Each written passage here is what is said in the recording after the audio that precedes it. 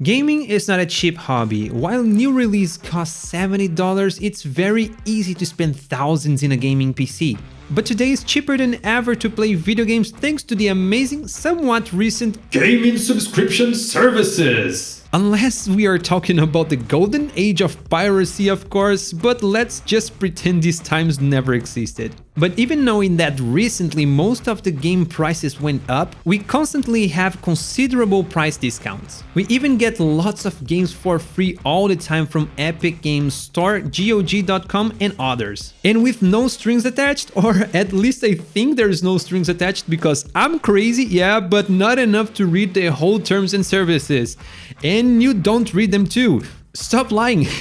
But honestly, for me, and I believe that to most people too, the most attractive way to play video games nowadays is, again, the video game subscription services. But if we stop to think, nowadays we need lots and lots of subscriptions if we want access to things. From movies, TV shows, reality shows, working tools, and of course, gaming too. But analyzing it a little deeper, we will see that if we subscribe to Netflix, Hulu, Disney+, Paramount+, Amazon Prime, HBO Max, Apple TV+, PlayStation Plus, and Xbox Game Pass all together in the US, we would need to spend more than $100 a month. That's $1,200 a year. And if to this subscription pack you added this channel, the value wouldn't change, but it's still too early to ask for a subscription, although I think I just did. But how does the gaming subscription services fit into this big entertainment environment?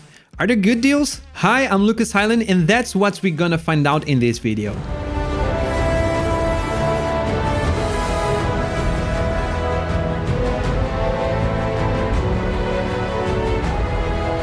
Today we have a few gaming subscription services like the Xbox Game Pass, the PlayStation Plus, the EA Play, Ubisoft Plus, Nintendo Switch Online, and a few other smaller ones. Even though the only really big players at the time of this recording are the PlayStation Plus and the Xbox Game Pass. And I constantly see people ask me if these services are actually good deals or not, mainly because you don't own the games you are playing. It's almost if we were renting a game digitally. And what many people are afraid is mainly that the games in their catalogs can actually go out of the services, and it will simply lose access to those games that go out of the catalogs. Even though there is a heads up every now and then about the games that will leave those platforms. A good example is the Red Dead Redemption 2 that stayed in the PlayStation Plus catalog for a very short time when they started the service back in November 2022. But the information about when the game was leaving the platform was public, and everybody who wanted to know if the game was staying in the platform would know exactly the date that title will leave the PlayStation Plus.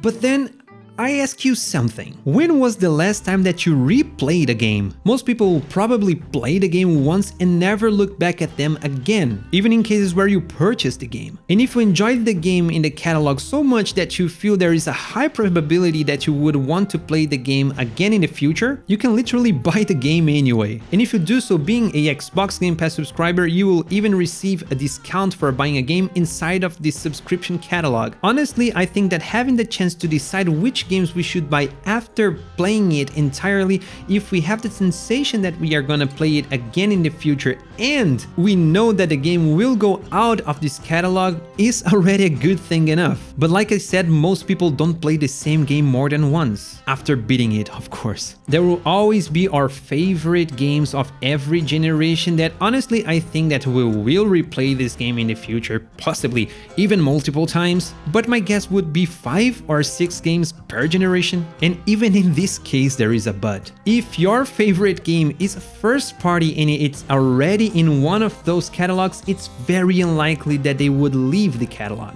For example, Microsoft owns Bethesda, so I don't believe that Skyrim or even the upcoming Starfield, for example, will ever leave the Xbox Game Pass catalog. Unless Microsoft sell their IP, but I don't remember the last time that I saw them doing that. They are more like, I will buy everything, and if I buy something that doesn't work for us, we will simply crush it, destroy it, erase it, instead of selling it. And the same can be said about Naughty Dog's games, once PlayStation owns Naughty Dog. So even though in the case of PlayStation Plus, where they don't add the first-party games in day one, like the day the game was released, and some first-party games are taking more than a year to go in the catalog. Once those games reach their catalog, they are probably gonna stay there forever.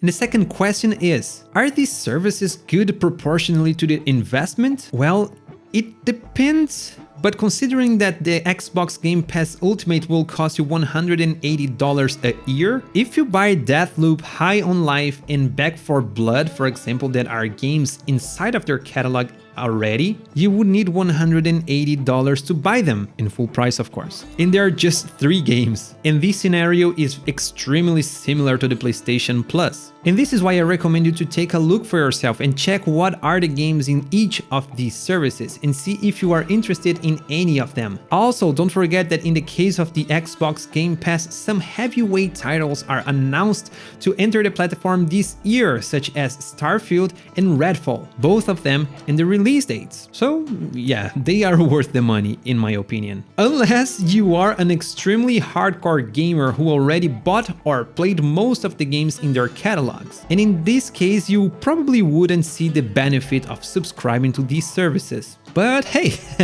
I have a little secret for you. A secret that probably will make Microsoft never want to make any kind of partnership with me, but I don't have anything to lose right now. Starfield is gonna come out later this year if you are watching this video in 2023, and it will probably cost around $70. Why don't you pay $15 to subscribe to the Xbox Game Pass for 1 month, play the entire game, and then cancel your subscription? There are probably nothing in their terms and services avoiding you to do so. Again, I didn't read their terms and services, but I bet there is nothing there saying that you cannot cancel your subscription after playing 1 game. And even better, if you never use their trial period, you could just play a $70 full game just spending $1.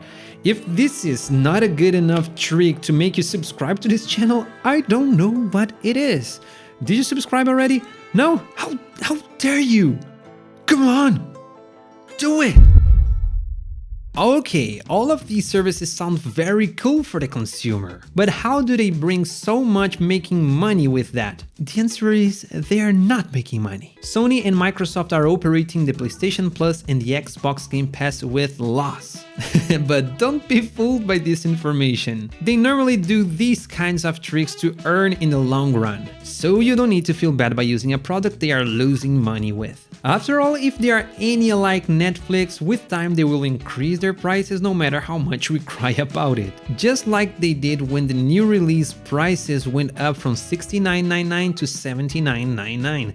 So again, I love to bring this up over and over again, but the console war is just stupid. Because it doesn't matter if you are in Team Green or if you are in Team Blue, you are emotionally involved with the brands and fighting for them when the only thing they want from us is our money and nothing more. But when we stop to think about these services and how hard they try to make us subscribe to them, we start to see why Sony and Microsoft are trying to acquire so many game development studios these days. It's probably only because first-party games contribute better to the game catalogs in their subscription plans. Microsoft acquires ZeniMax, Rare, Mojang, Ninja Theory, and many others. They have infinite money. They can buy whatever the hell they want. They could buy you, they could buy me. They just don't buy me because they probably know how to make smart investments. And I don't know if you know that, but giant companies buying other giant companies is never a good thing for the players, because in the end,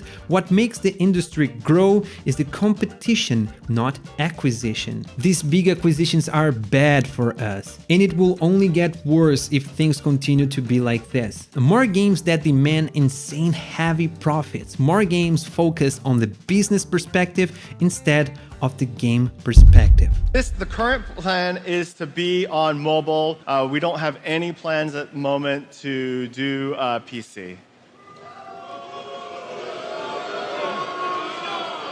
Do you guys not have phones? Yeah, you guys all have phones, right? You can play on your tablet too.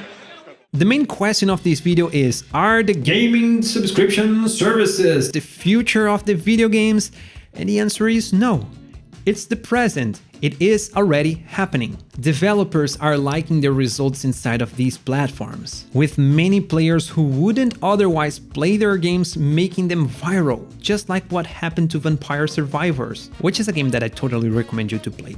100%. Unless you like your social life, because if you start to play it, I doubt you are gonna be able to stop it. So it is good for the smaller developers, it is good for the players, and it will also be good for the owners of those services. Let's just hope that this whole thing continues just as good as it is right now, or even better. Let's hope these companies don't see these services as a pretext to make more and more insane acquisitions like the Activision Blizzard one, and keep bringing more and more good services for us like these, and also more and more good games. Please!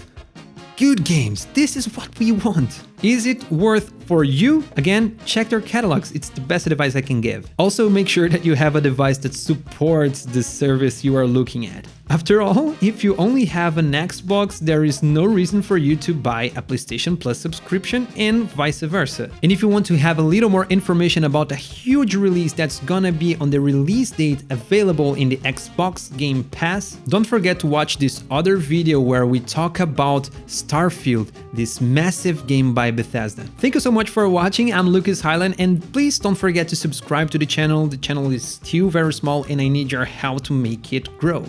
And also give it this video a thumbs up if you were able to reach this part of this video. I would appreciate very much. Thank you again, and see you in the next video.